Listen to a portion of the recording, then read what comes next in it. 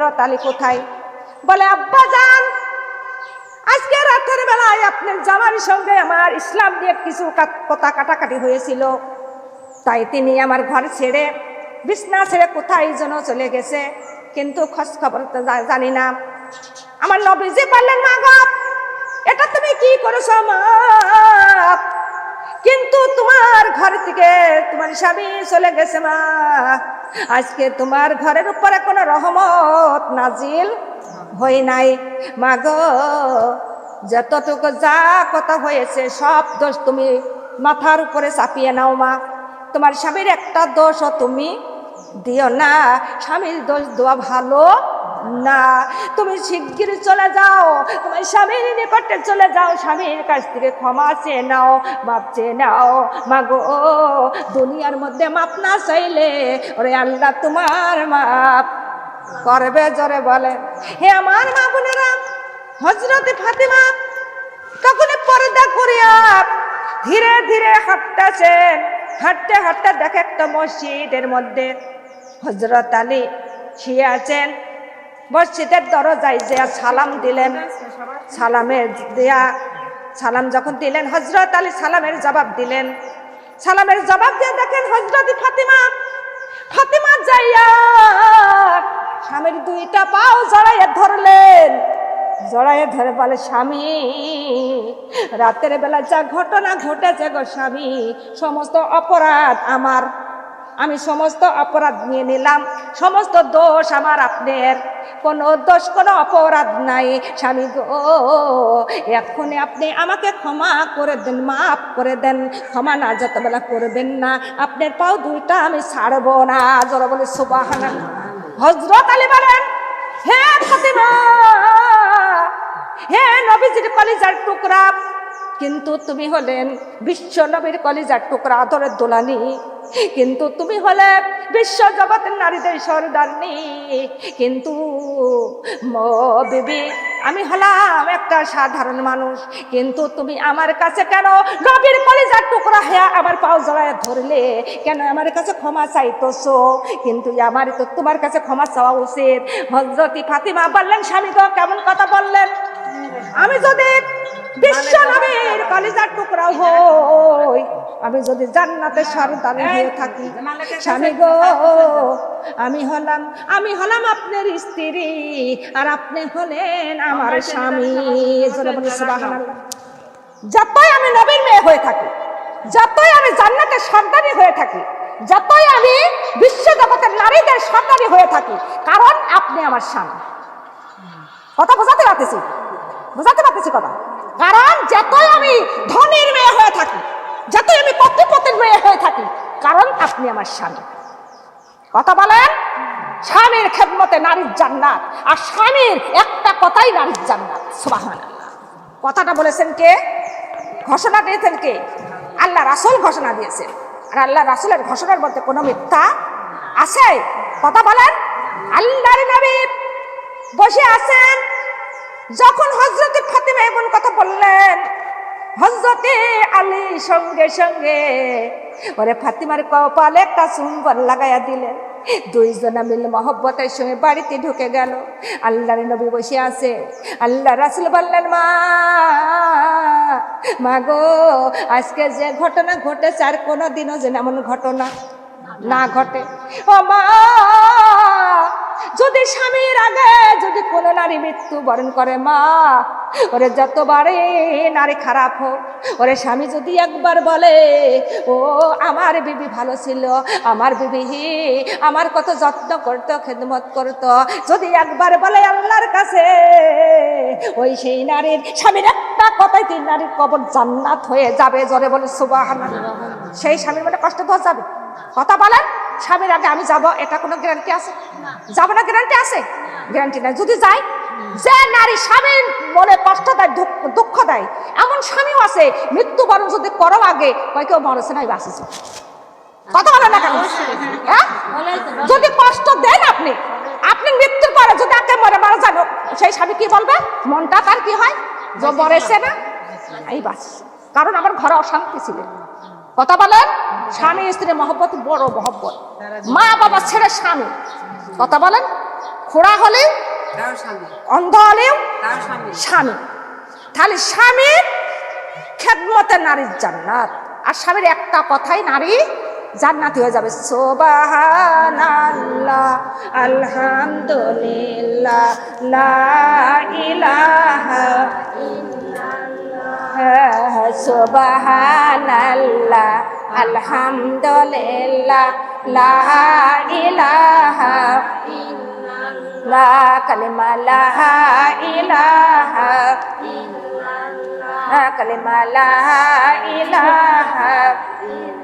কবর বলে ডাকিয়া গরিব ধনীর আমি চিনি না, কবর বলে ডাকিয়া গরিব ধনীর আমি চিনি না।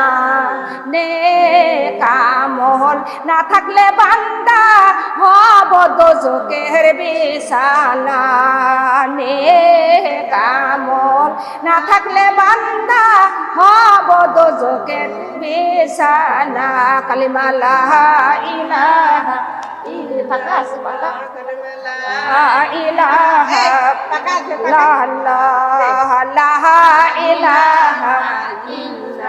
কবর বলে ডাকিয়া, কবর বলে ডাকিয়া মেনের বিবির আমি চিনি না। নেক আমল না থাকলে বান্দা হব দোজখের বিছানা, নেক আমল না থাকলে বান্দা হব দোজখের বিছানা। কালিমা লা ইলাহা ইল্লাল্লাহ, কালিমা লা ইলাহা। কবর বলে ডাকিয়া, কবর বলে ডাকিয়া কোটিপতির আমি চিনি না। নেক আমল না থাকলে বান্দা হব বুকে জোকের বিছানা, নেক আমল না থাকলে বান্দা হব বুকে জোকের বিছানা। কালিমা লা ইলাহা, কালিমা লা ইলাহা। কবর বলে ডাকিয়া, কবর বলে ডাকিয়া বড় লোককে আমি চিনি না। নেক আমল না থাকলে বান্দা হব বিশ্বর বিছানা, নেক আমল না থাকলে বান্দা হব বুকে জোকের বিছানা। কালিমা লা ইলাহা ইল্লাল্লাহ, কালিমা লা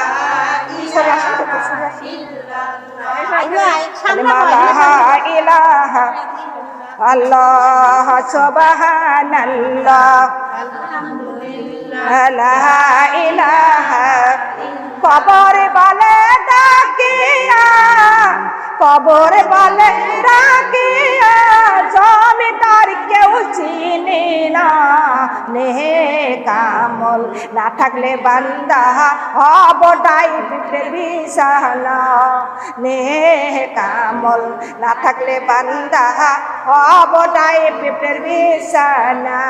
কালিমা লা ইলাহা, কালিমা লা ইলাহা, কালিমা লা ইলাহা ইল্লাল্লাহু মুহাম্মাদুর রাসূলুল্লাহ সাল্লাল্লাহু আলাইহি ওয়াসাল্লাম। একটা ছিল মুসল্লি, মুসল্লিরা নামাজ পড়ে, কিন্তু মুসল্লি বিবাহ করেছে। একটু খেয়াল করেন, মুসল্লি বিবাহ করেছে, তার ঘর সংসার করলে 25 বছর। কয় বছর? 25 বছরের মধ্যে 2টা সন্তান জন্ম দিয়েছেন। জন্ম দেওয়ার পর মুসল্লির বিবি ইন্তাকাল করলেন। ইন্তাকাল করার পর মুসল্লি তার বিবির বাড়ির পাশে গোরস্থানে, বাড়ির পাশে গোরস্থানে দাপন করে দিলেন। দাপন হয়ে গেল মুসল্লি বিবির কবরের, তা প্রতিদিন তার কবরটা জিয়ারত করে। এমন সময় একটা আল্লাহর ওলি ওই মুসল্লির বাড়ি মেহমান হয়ে গেল। মেহমান যখন হয়ে গেল, আল্লাহর ওলি বলতেছে, হে মুসল্লি, এই কবরটা কার? বলে আমার বিবির। বলতেছে তোমার বিবির কবরের মধ্যে দাও দাও করে আগুন জ্বলতেছে। জোরে বলে নাউজুবিল্লাহ। আল্লাহর ওলি যখন এই কথা বললেন, মুসল্লি থরথর করে কাঁপতেছেন, কেননা আমার বিবি তো কোনোদিন আমার সঙ্গে খারাপ ব্যবহার, আমার সঙ্গে কোনোদিন চক্রাঙ্গা কথা, আমার সঙ্গে কোনোদিন খারাপ আচরণ, আমার বিছনা ছেড়ে অন্য বিছনায় কোনোদিন আমি আমার সঙ্গে খারাপ ব্যবহার করিনি, এবং করার সঙ্গেও না, প্রতিবেশীর সঙ্গেও, আত্মস্বজনের সঙ্গেও না। কিন্তু আমার বিবির কবরে কেন আগুন হবে, একটু চিন্তিত হয়ে গেল। কিন্তু তখন বলতেছে আমার বিবি তো কোনোদিন কোনো দোষ করে নাই, কোনো অপরাধ করে নাই, কোনো পাপ করে নাই, গুনাহ করে নাই, কিসের জন্য তার কবর আযাব? আল্লাহর ওলি বলতেছে, হে মুসল্লি, তুমি বিবাহ থেকে তুমি ট্রাই করে দেখো তোমার সঙ্গে কোনোদিন, তোমার উপরে কোনোদিন তোমার বিবি অসন্তুষ্ট হয়েছে কিনা। ট্রাই করতে লাগলো, পরে বলে না, আমার তো কোনোদিন মনে পড়ে না। আবারও বলতেছে, আবার তখন মনে মনে ভাবতেছে, ভাবতে ভাবতে মনে পড়ে গেল বিবাহর কয়েকদিন পরে একটা শাড়ি কিনে দিয়েছিল, কিন্তু ওই শাড়িটা দেখে বিবির পছন্দ হয়েছিল না। কিন্তু ওই শাড়িটা কিনা দেখে বিবির পছন্দ না, তাই স্বামীর উপর একটু অসন্তুষ্ট হয়েছিল, স্বামীর উপর একটু অসন্তুষ্ট। কিন্তু স্বামীর সঙ্গে ভালো করে কথা বলেছিল না, মুখটা একটু কালো করেছিল। মাগো, এই অপরাধটুকু করার কারণে তার কবরে দাও দাও করে আগুন জ্বলতেছে। আল্লাহর ওলি বলতেছে, মুসল্লি, এই অপরাধ করেছিল তোমার বিবি কি তোমার কাছে মাপ চেয়েছিল, ক্ষমা চেয়েছিল? বলে না, বলে ক্ষমা চাই নাই। বলতেছে এই অপরাধের জন্য তোমার কবর, তোমার বিবির কবরে আগুন দাও দাও করে আগুন জ্বলতেছে। মুসল্লি কেন্দে কেন্দে বলে, তাহলে এখন আমার কি উপায় হবে? মুসল্লি আল্লাহর কাছে কান্নাকাটি করতেছে আর বলতেছে, আল্লাহ, আমার বিবি আমার কাছে ক্ষমা চাই নাই, কিন্তু আমি আমার বিবিকে ক্ষমা করে দিলাম, তুমি আমার বিবির কবরটা জান্নাত বানাইয়া দাও। জোরে জোরে বলি সুবহানাল্লাহ। যখন আল্লাহর কাছে কান্নাকাটি করিলেন, সঙ্গে সঙ্গে আমার রব্বুল আলামিন তার বিবির কবরের আযাব মাফ করে দিয়া কবরটা জান্নাতের টুকরা বানাইয়া দিলেন। জোরে বলে সুবহানাল্লাহ। দুনিয়াতে কয়দিন থাকবেন? কথা বলেন, কয়দিন? আজকে আছেন, কালকে নাই। কথা বলেন, ঠিক না বেটি? আর কবরের মধ্যে থাকতে হবে অনন্তকাল। কথা বলেন। ওরে দুনিয়ার অশান্তি 2 দিন, কবরের অশান্তি যদি হয়, ওই সারা জীবন কবরের অশান্তি বইতে আমরা পারবো? জোরে বলেন, পারবো? কবরের অশান্তি বইতে পারবো না। কিন্তু তাই এই দুনিয়ার মধ্যে বসে থাকা, ঘুম পাড়া, আলসতা করা যাবে? জোরে বলেন। আর একটা ইতিহাস, একটা হাদিসের মধ্যে দেখলাম, কিন্তু একটা মহিলা, সেই মহিলার স্বামী বাণিজ্যতে চলে গেল, আর যাওয়া সে বলতেছে, বিবি রে, আমার অনুমতি ছাড়া আমি না আসা পর্যন্ত তোমার বাপের বাড়ি তুমি যাইও না। আমি বাড়ি আসবো, তাই আমার সঙ্গে তুমি বাপের বাড়ি যাইও, তাছাড়া বাপের বাড়ি যাইও না। আমি বাণিজ্য করতে চলে গেলাম। জোরে বলি সুবহানাল্লাহ। কিন্তু বাণিজ্য করতে চলে গেল, এমন সময় তার বাবা অসুস্থ হয়ে গেল। অসুস্থ হওয়ার পরে খবর চলে আসলেন, তার বাবার ছিলেন 7টা ছেলে আর একটাই মেয়ে।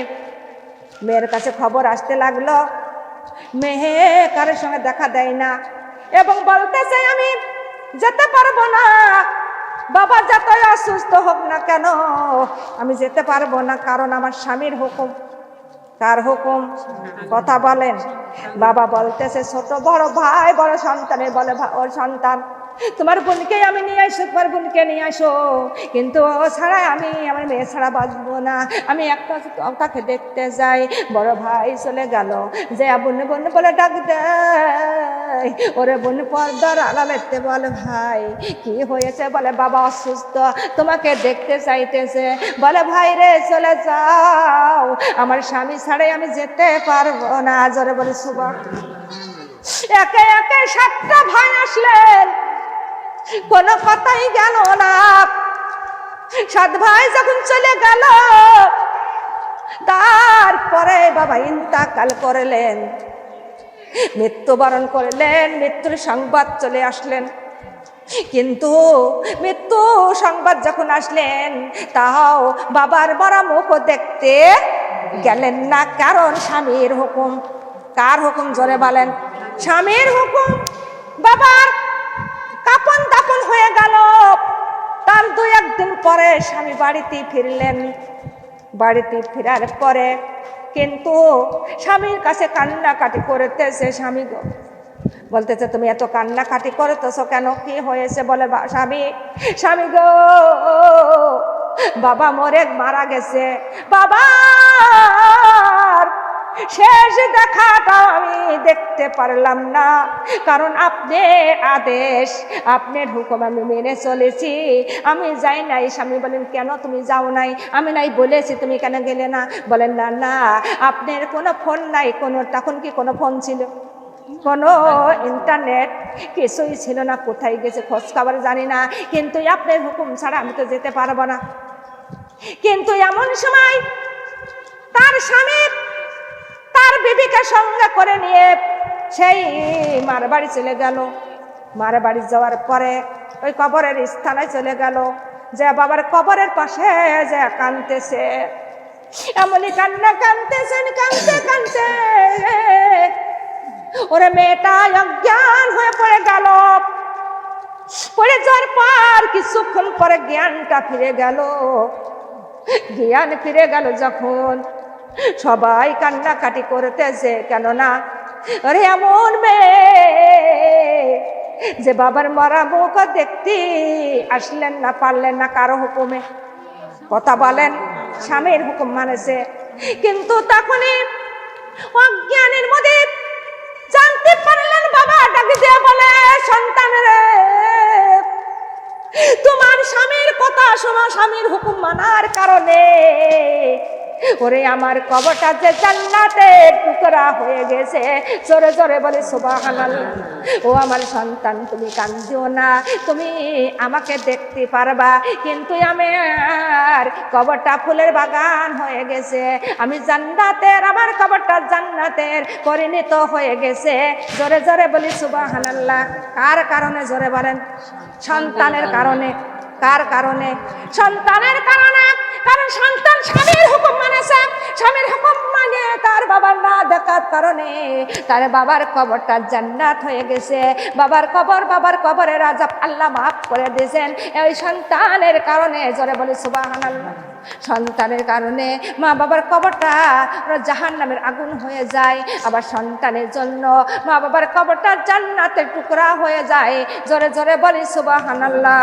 হে আমার মা বোনেরা, তাই আমরা স্বামীর হুকুম মেনে চলবো। কার হুকুম? কথা বলেন। হযরত আলী একদিন কামের সন্ধানে গেলেন। 3 দিন কাম হলো না। কয়দিন? 3 দিনে কাম পাইল না। হযরত আলী বাড়িতে ফিরলেন। 3 দিন হযরত মা ফাতিমা 3 দিন অনাহারে। কয়দিন? হাসান হোসাইন 3 দিন অনাহারে। কিন্তু আমার হযরত আলীও 3 দিন অনাহারে। 3 দিন অনাহারে আসিয়া 3 দিন অনাহারে কোনো কাজ পাই নাই, বাড়িতে ফিরে আসলো। বাড়িতে ফিরে এসে দরজার কাছে যাইয়া বলতেছে, আসসালামু আলাইকুম ইয়া আহলাল বাইত। আমার বাড়ির বিবি রে, তুমি কি ঘরের মধ্যে আসো? ওরে হযরত ফাতিমা সালামের জবাব দিয়া ঘরের দরজাটা খুলতে যায়, সঙ্গে সঙ্গে হুপড়ি খেয়ে পড়ে গেল। যখন পড়ে গেল, সঙ্গে সঙ্গে হযরত আলী ঘরে হযরত মা ফাতিমাকে তুললেন আর বলতেছে, কেন রে তুমি আমার জন্য ঘরের দরজা খুলতে গেলে, আবার কেনই তুমি পড়ে গেলে? ঘরের দরজা যদি না খুলতে তাহলে তো তুমি পড়তে না। এমন সময় আল্লাহর নবী হাজির হয়ে গেল। আল্লাহ রাসূল বলতেছেন, আলী তুমি এমন কথা বইলো না, যে নারী স্বামীর জন্য ঘরের দরজাটা খুলে দেয়, সেই নারী যেন ঘরের দরজা খুললো না, সেই নারী যেন জান্নাতের দরজা খুললো। জোরে বলে সুবহানাল্লাহ। ঘোষণাটা কার? কথা বলেন, কার ঘোষণা? আল্লাহ রাসূলের ঘোষণা। আল্লাহ রাসূল বলেছে, যে নারী ঘরের স্বামীর জন্য ঘরের দরজাটাই খুলে দেয় মহব্বতে, সেই নারী যেন ঘরের দরজা খুললো না, সেই নারী যেন তার জান্নাতের দরজাটা খুলে দিল। জোরে বলে সুবহানাল্লাহ। কথা ডাকার কথা বলেন হে আমার মা বোনেরা। তাহলে আমরা স্বামীর হুকুম আমরা মেনে চলবো কি চলবো না? কথা বলেন না কেন? হ্যাঁ, স্বামীর সাথে আমরা কত কি আবার এমন কি অপরাধ করে ফেলি। সংসার করতে গেলে তো অপরাধ হয়ে যায়, হয় কিনা? কথা বলেন। যদি যখন অপরাধ হয়ে যায় তখনই মনের মধ্যে হবে যে আমি একটা স্বামীর কাছে অপরাধ করে ফেললাম। মনের মধ্যে হয় কি হয় না? কথা বলেন। যখনই মনের মতো হয়ে যাবে আমি স্বামীর সঙ্গে অপরাধ করে ফেলেছি, সঙ্গে সঙ্গে স্বামীর কাছ থেকে আমরা ক্ষমা চেয়ে নেব। কথা বলেন ঠিক না বেটি? ক্ষমা চেয়ে নেব কি নেব না? আর ক্ষমা না চেয়ে কবরে পাও রাখা যাবে? আল্লাহ জীবনেও এই গুনাহ মাফ। স্বামীর কাছে অপরাধ করলে স্বামীর কাছ থেকে ক্ষমা চাইতে হবে। কার কাছে? কথা বলেন। স্বামীর কাছে অপরাধ করলে স্বামীর কাছে ক্ষমা, আল্লাহর কাছে ক্ষমা চাইলে আল্লাহ মাফ করবে। জোরে বলেন। মা বাবার কাছে অন্যায় করলে মা বাবার কাছেই ক্ষমা চাইতে হবে। আল্লাহর কাছে ক্ষমা চাইলে আল্লাহ কোনোদিন ক্ষমা দেবে? জোরে বলেন। দেবে না। তাই আল্লাহ বলেন, যার কাছে অপরাধ করো তার কাছে ক্ষমা চাইয়া তোমরা কবরে এসো। তোমরা গুনাহ নিয়ে কেউ কবরে পাও রেখো না। কবরটা বড় ভয়ঙ্কর, কবর বড় অন্ধকার। কবর আমাদের রাতে দিনে ৭০ বার ডাক দেয়। জোরে জোরে বলি সুবহানাল্লাহ, লা ইলাহা কালিমা লা ইলাহা সুবহানাল্লাহ, আলহামদুলিল্লাহ, লা ইলাহা কালিমা লা ইলাহা লা ইলাহা। ফুলের সাথী প্রজাপতি, ফুলের সাথী প্রজাপতি, চাঁদের সাথী তার। আমার কবরের সাথী কেউ হবে না মাগো ফজরে নামাজ ছাড়া। আমার কবরের সাথী কেউ হবে না মাগো জোহর নামাজ ছাড়া। কালিমা লা ইলাহা কালিমা লা ইলাহা।